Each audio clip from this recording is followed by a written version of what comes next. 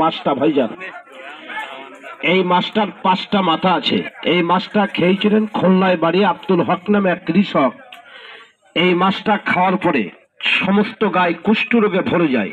তাদের কাছে অনুরোধ করলাম, ভাইজান এই মাছটা দয়া করে আপনারা কেউ খাবেন না। মাছটা কিনে খাওয়া তো দূরের কথা, এই মাছের গায়ে জীবনে কখনো কোনোদিন আপনি হাতও দেবেন না।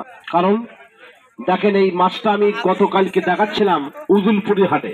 এক ভদ্রলোক বলছে যে আমি খুলনায় চাকরি করতাম, এই মাছটা রূপসা ফেরি ঘাটে ওঠার পর প্রত্যেকের গায়ে কুষ্ঠ রোগে ভরে যায়।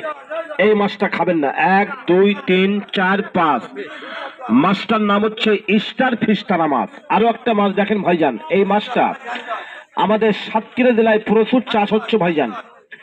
বটডাল বাজারে আছে না বটডাল, এই বটডাল বাজারে রবিবারের দিনকে মাছটা আমি দেখাচ্ছি। এক ভদ্রলোক বলছে মাছের মাথা খেয়ে আমি মেডিকেলে ভর্তি ছিলাম 12 দিন। এই মাছটার মাথা আপনি খাবেন না ভাইজান। মাছটার নাম হচ্ছে ফলুই মাছ। মাছ খাবেন, মাছটার মাথা খাবেন না।